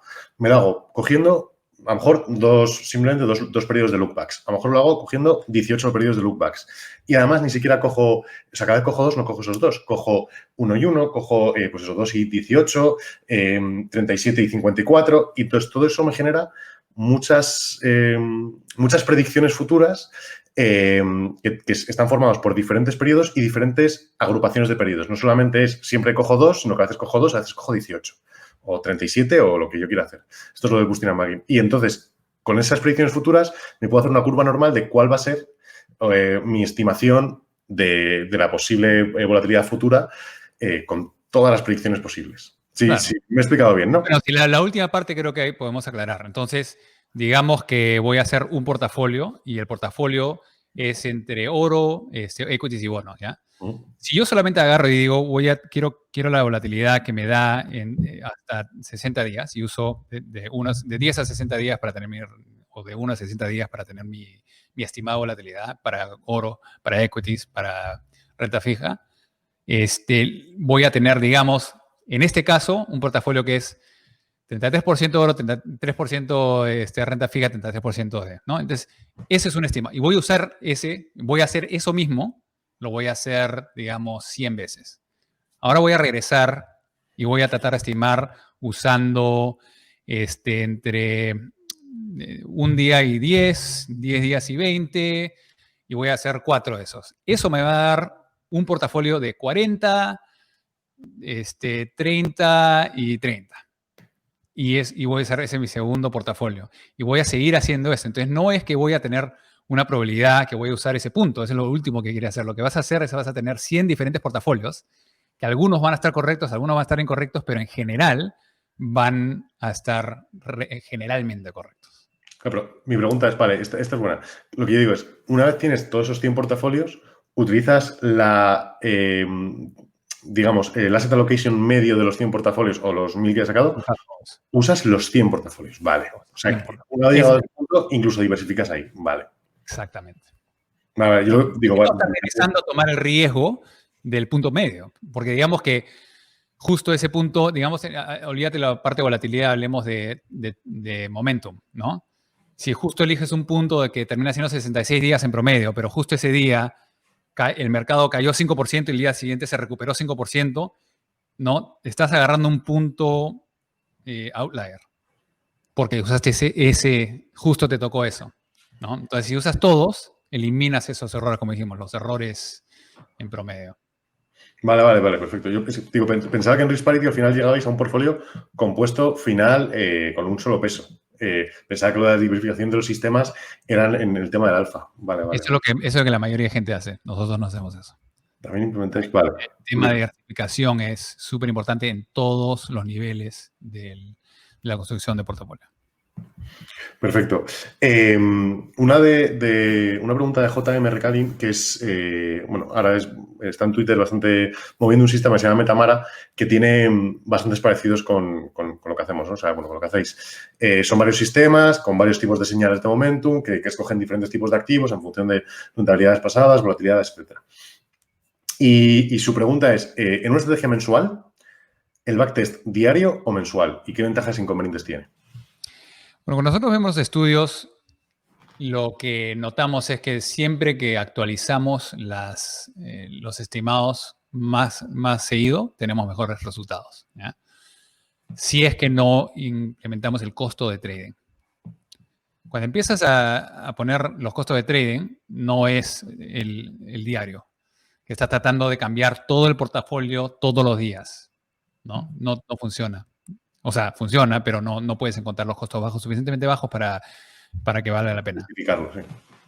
Entonces, regresando a la parte de oruga, el Caterpillar Approach, lo que puedes hacer es tener varios modelos de un mes que haces trading uno al primer, o sea, haces un 12avo el primer día del mes o un 20avo de los últimos 12 el primer día del mes y después haces lo mismo el segundo día del mes, pero solamente estás haciendo trading de esa parte. Entonces, no estás haciendo un cambio completo del portafolio, sino poco a poco vas cambiando los portafolios. Siguen siendo estrategias de cambio de señales mensuales, pero estás haciéndolo un 20avo una vez al día, O sea, ¿no? los meses ya no van del 1 al 1, sino van del 25 al 25 o del 4 al 4, del 18 al 18, efectivamente. Claro, entonces ahí no incrementas el costo de trading, pero sí mejoras tu resultado porque estás diversificando a través de días de trading. Justo hoy me estaba leyendo dos artículos de Justin Kaczynski, Chizinski, no me sé ahora mismo el nombre. Kathy Kaminsky. ¿Cómo se ¿No? llama? ¿Cómo es? Kathy Kaminsky, Sí, algo, creo que justo. de Alpha-Centric. O Eh, Alpha algo. y tiene, Alpha-Simplex. tiene justo dos artículos, uno sobre el look back period y otro sobre el timing lag, hablando justo precisamente de esto, de cómo de arbitrario es decir, que los meses son del 1 al 1. Y entonces justo hablaba además de lo que podría ocurrirte si tu señal, si tú operas fondos en vez de hacer momentum sobre ETFs, lo operas sobre fondos que tiene como 2 días de decalaje. Si en vez de tu señal ser el 1 del mes es el 31, ¿cómo te pueden variar en un año? Bueno, yo es que además hice un estudio hace poco, creo que incluso con Rafa, que es que puede ser un 20% de diferencia en simplemente 2 días de operativa. Cuando estás hablando de que son operaciones, eso, prácticamente binarias de long equity o long bonos. Entonces hay Y que es tener... por eso que cuando alguien te dice, oye, pero yo pensé que eras un manager de Momentum, ¿cómo no te fue bien? Versus este otro manager de Momentum. Porque él hizo trading el 31 y yo hice trading el 30 porque me fui de vacaciones un día antes. Justo. Eso puede ser, o sea, ¿cuánto fue suerte? O sea, sigue siendo Momentum, simplemente te tocó otro día. Y en COVID, la diferencia entre hacer un rebalanceo con el 200-day moving average, el promedio de los 200 días, versus 150, era noche y día. Noche y día. Si te quedas invertido o no. Incluso estuve viendo que había grandes diferencias si operabas a principio de día, a mitad de día o por la tarde, pero diferencias abismales. Abismales. Y lo mismo en el 2018. El Gary Antonacci, que es cada 12 meses, ¿no? Uh-huh. Dependiendo si estás encima o debajo, si los que están escuchando en diciembre de 2018 cayó el mercado a 14% entre mes. Los que usaban el 200 Days salieron a final de noviembre y los que usaban Gary Antonacci, que es los últimos 12 meses, si es que el mercado americano estaba positivo o negativo, no salió en diciembre, cayó todo, salió de equity 100% el 1 de enero y compró renta fija. O sea, un timing completamente erróneo y no le llegó, y a los otros sí. ¿Quién es mejor? De ahí vino el famoso artículo de Fragility Case de Cory. Al mismo tiempo, nosotros escribimos eso al mismo tiempo sin saber que Cory estaba escribiendo el suyo. Y creo que fue 2 días o un día de diferencia cuando lo lanzamos los dos, agarrando el tema de 2 ángulos diferentes, ¿no? Pero sí, fue fortuito. Vale, sobre José Óscar Arcos nos preguntaba sobre la cartera permanente, pero hemos hablado bastante. Holy Finance nos pregunta sobre el máximo del porcentaje de una exposición a una acción en un portfolio. ¿Y qué hacemos si la acción duplica su valor, aunque creemos que sigue siendo una acción que puede incluso cuatriplicar su valor, si corregimos el peso? ¿Cómo actuamos ahí?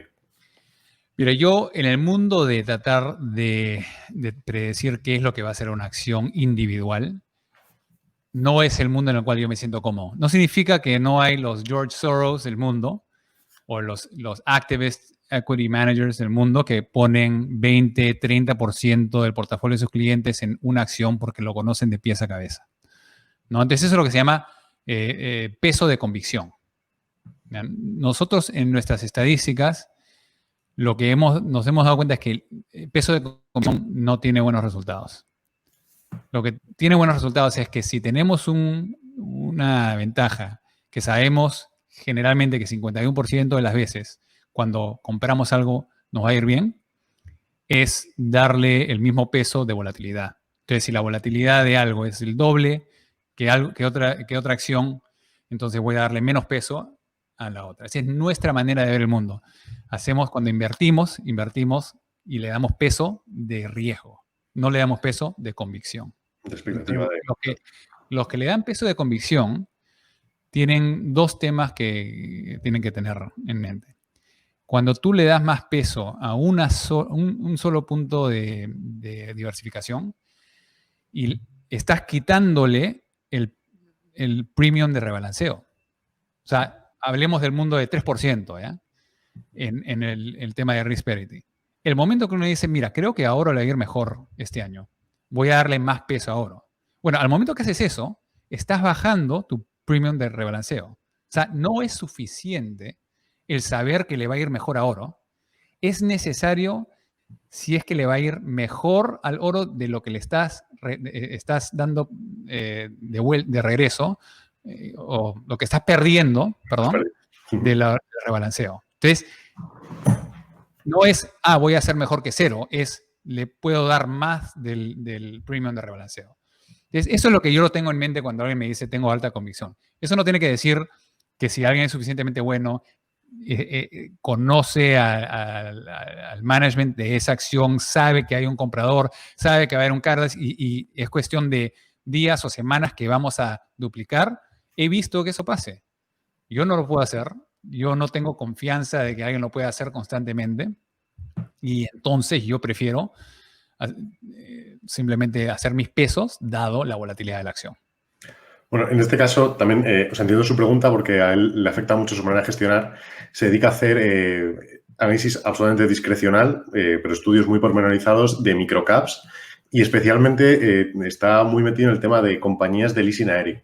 Entonces, bueno, pues claro, él indaga mucho y sí que es capaz de asignar un valor de decir, esta empresa realmente su precio objetivo es 4 veces su precio actual. Entonces, pues ese tipo de preguntas bueno, vienen por ahí por eso. Pero mira, es el tema de, regresando a póker, puedes jugar varias mesas, ¿no? Lo que yo hago es, yo juego todas las mesas, si estoy jugando 20 mesas, juego todas las mesas al mismo buy-in. O sea, si estoy jugando $1,000 para entrar a una mesa, estoy jugando todas las mesas a $1,000. Ahora, de repente encuentro que una mesa esté súper débil. Y son lo que llaman los fish, ¿no? Sí. Los que siguen. Uno puede meterle más peso a eso, ¿no? Y si estás jugando No Limit Hold'em, que es una apuesta, puedes perder toda tu plata en una mano, hazlo. Si es que puedes jugar miles de esos juegos, yo le daría más plata, empezaría a jugar la mesa a $2,000, $3,000, $5,000, $10,000, porque tengo una ventaja un poquito más alta ahí. Pero ¿cuál es tu ventaja? ¿Es 60%? Mientras que los otros están a 51%.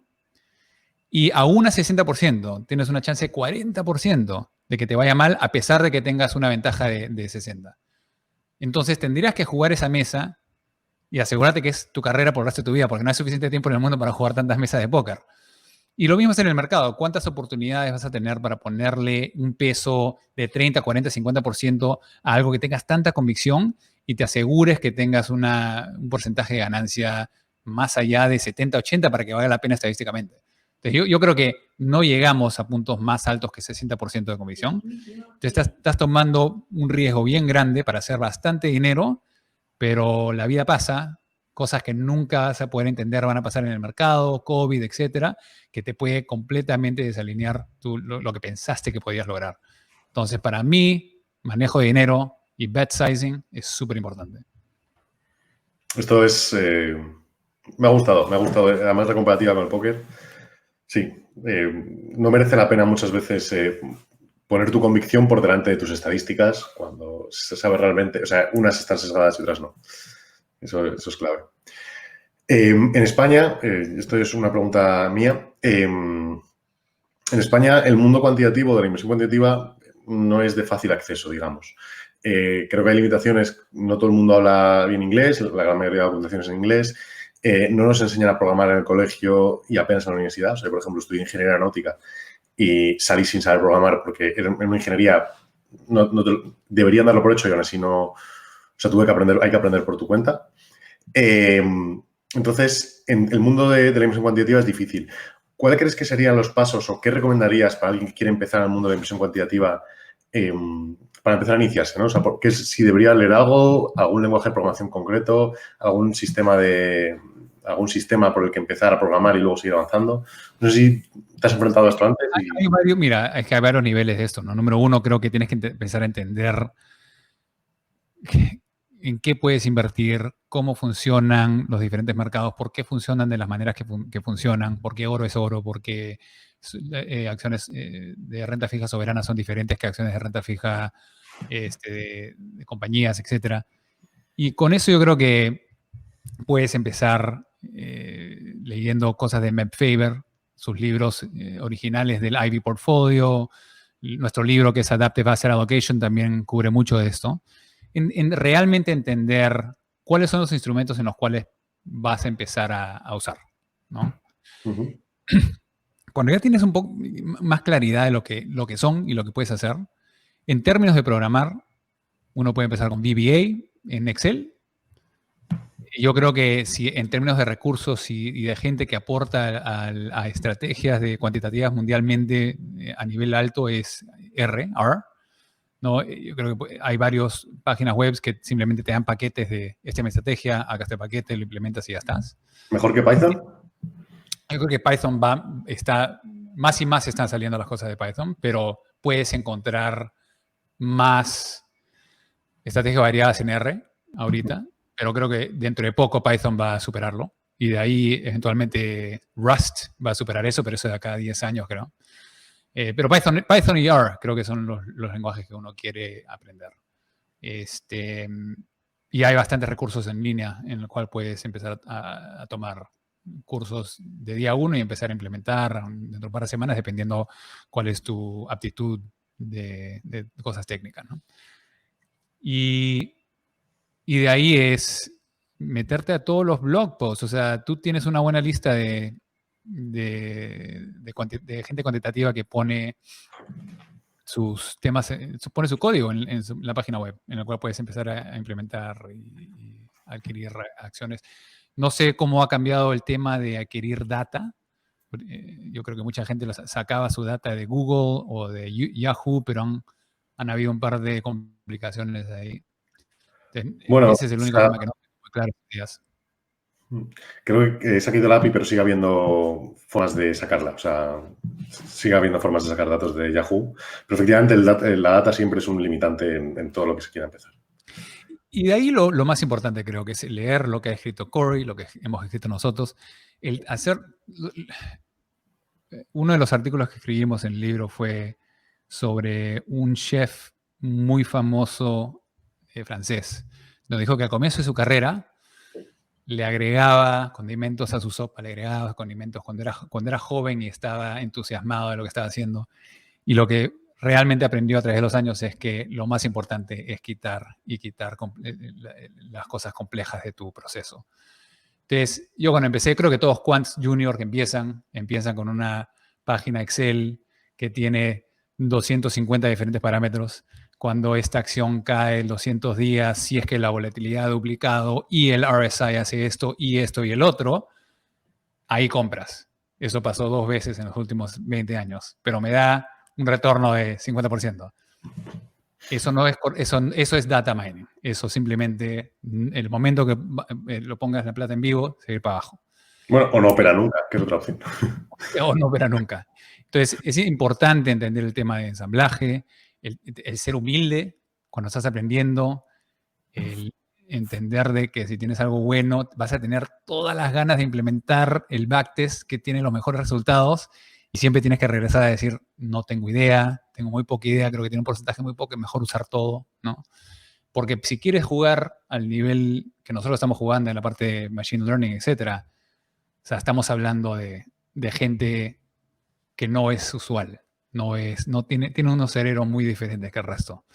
Y necesitas capacidad de programación y más que nada el poder hacer trading con los mejores brokers del mundo, ¿no? Cuando ya quieres llegar a un nivel así súper alto. Es mejor ensamblaje, no tener que decidir y ser humilde con el tema. Y darle tiempo. Y constantemente estar abierto a las opiniones de otros. Perfecto. Gracias. Bueno, yo cuando tenía el podcast siempre terminaba con una pregunta que quiero terminar aquí también, que es recomiéndanos unos libros, fuentes, blogs a los que acudir para seguir investigando. Tus favoritos, tu top 3. Mira, de las personas, yo creo que el progenitor de todo quant en este mundo ha sido Meb Faber, un buen amigo mío, que creo que él habla a un nivel muy accesible, de lo cual nosotros en Resolve no somos conocidos, somos demasiado técnicos. Entonces yo creo que es muy, muy importante chequear su blog, leer sus libros, entender un poco más lo que él ha hecho para la gente. Y de ahí Corey también ha escrito un libro, y Corey Hofstein, de Newfound Wealth, tiene el mejor título de un blog que conocí en mi vida, se llama Flirting with Models, coqueteando con modelos, y ahí tiene, o sea, escribe un artículo semanalmente que vale la pena entender. Y bueno, para mí, yo educo a gente de dos maneras. O lee nuestro libro o tenemos un podcast que se llama los 12 días de Investment Wisdom, 12 Days of Investment Wisdom, donde agarramos 12 diferentes temas, 15, 20 minutos cada podcast, empezando de por qué hacer allocation en vez de security selection, qué es diversificación, qué es volatility sizing, qué son factores, por qué son importantes, etcétera, etcétera, etcétera. Palanca, qué es capital efficiency, o sea, ya llega a un punto más avanzado. Pero vale la pena escuchar eso y leer nuestro libro. Y vamos a lanzar otro masterclass de 5 episodios el próximo año que va a continuar en los temas de machine learning, etcétera. Entonces esos son los tres. Yo creo que Meb Faber, Corey Hofstein y las cosas que ponemos en nuestra página web. ¿Y te animarías a lanzar alguno de estos podcasts también en castellano? Sí, o sea, yo he vivido ya más de mitad de mi vida en Toronto y siempre he visto lo que yo puedo hablar relativamente bien en castellano, algo que no he usado al nivel de lo que debería. Y en parte porque latinoamericanos y españoles no les interesaba el tema cuantitativo. Pero poco a poco estoy viendo que está avanzando eso. Y me interesaría muchísimo empezar a, no sé, hacer de vez en cuando unos episodios en castellano y ver qué sale. Pues podríamos ayudar a mucha más gente que los gringos. Pues sí. Y bueno, quién sabe, a lo mejor Latinoamérica es la siguiente zona emergente que desbanca Asia. Eso podría pasar. De hecho que sí, uno nunca sabe. Genial. Pues oye, hasta aquí mi lista de preguntas. No sé si quieres comentarnos algo más. No, creo que cubrimos mucho y todavía hay mucho pan para rebanar. O sea que tenemos para... Más de una hora y media de nosotros hablando. Esperemos no aburrir a nadie. Así que nada, de verdad, muchísimas gracias por tu tiempo, por tu dedicación, por todo lo que compartes, porque, bueno, has mencionado 3 blogs, pero vuestros papers son un referente sin ninguna duda. Yo llevo siguiendo años y lo que hacéis es de una calidad exquisita. Y para mí eso ha sido un verdadero honor estar aquí contigo y bueno, poder conocerte, poder compartir un rato. Y si en el futuro vamos a seguir haciendo esto en castellano para más oyentes, va a ser un auténtico placer. Así que muchísimas gracias. Muchísimas gracias por conectarte y hacer esto posible. Pues nada, un saludo. Hasta luego. Chao, chao.